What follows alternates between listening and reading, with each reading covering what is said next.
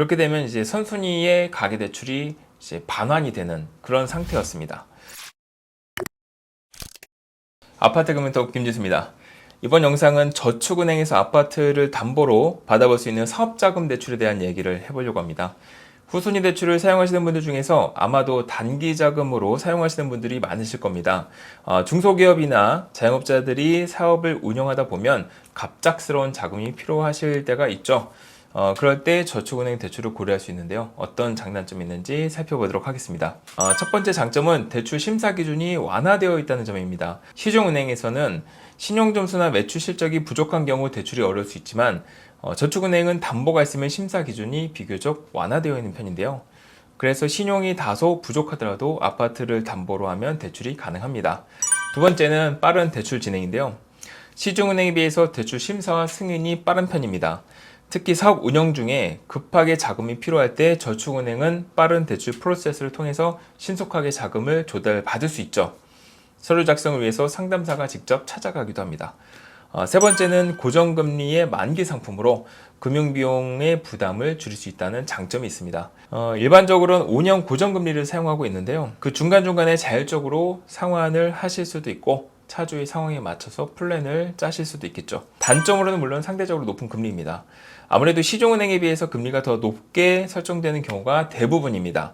특히 장기적으로 보면 이자 부담이 높을 수밖에 없겠는데요. 해서 저축은행 사업자 대출은 꼭 급하게 필요하신 분들 한해서만 사용하시길 권장합니다.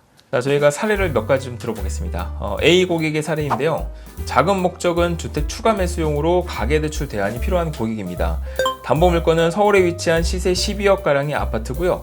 차주 현황은 개인 사업자이시면서 배우자분 명의로 아파트를 가지고 있고 신용상의 이상이 없었습니다. 은행 대출로는 선순위 은행이 있는데 인터넷 은행으로 3억 원가량이 있었어요. 특이사항으로는 이 차주분께서 주택을 추가 매수하려는 분이었어요.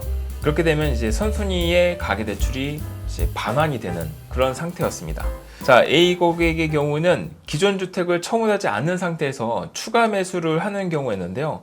그렇게 된다면 기존에 사용 중인 가계대출은 기한이익 상실로 환수가 되겠죠. 해서 이분은 미리 사업자금 용도 겸 혹시라도 모르는 가계대출 환수를 위해서 대출을 저축은행으로 이용을 하셨습니다.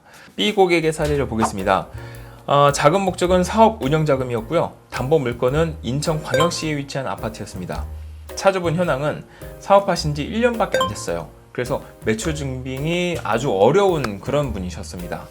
은행 대출로는 이제 기존에 쓰고 있는 선순위 대출 플러스 기존의 신용 대출로 좀 잔뜩 받아놓은 상황이었어요. 아무래도 사업자금으로 미리 좀 마련해 놓으신 것 같아요. 특이사항으로는 부가세 신고 금액이 매우 적었습니다. 자, 아무래도 사업 운영하신 지가 얼마 안 되셨기 때문에 매출 증빙이 굉장히 어려웠던 그런 사례였어요.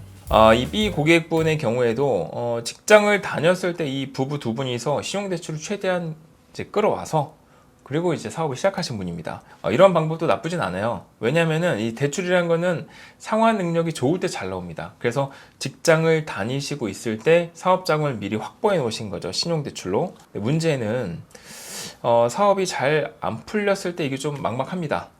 이분은 다행히도 아파트의 담보 여력이, 즉 LTV죠. 좀 여력이 있었기 때문에 아파트를 담보로 해서 후순위 사업자금을 마련하실 수 있었습니다. 저축은행으로 대출 가능하셨죠. C 고객의 사례를 보겠습니다. 자금 목적은 후순위 대부업의 상환 목적이었고요. 담보 물건은 실거주로 하고 있는 신축 대단지 아파트였습니다. 차주분의 현황은 직장인이기도 하고 개인 사업도 운영하셨고 은행 대출은 이제 분양시 받은 가계대출이 전부였습니다. 특이사항으로는 이제 분양받은 아파트를 영끌해서 사신 분이에요. 그래서 C 고객의 경우에는 이 청약이 당첨된 후로 정말 영끌하신 부부예요. 계약금만 내고 잔금을 거의 그 90%를 대출로 활용하셨던 그런 분입니다. 이분들이 입주하고 나서 대환을 요청해 주셨는데 여기가 시세 형성이 아직은 안 되어 있는 그런 단지였어요. 자, 그럼에도 사업자도 있었고 다행히도 대환이 가능한 대부업체였습니다. 대환이 안 되는 그런 상품들도 간혹 있어요. 그래서 이분 같은 경우도 이제 저축은행에서 기존에 사용하시는 대부업보다는 반 이상 낮은 금리로 대환을 하실 수가 있었죠.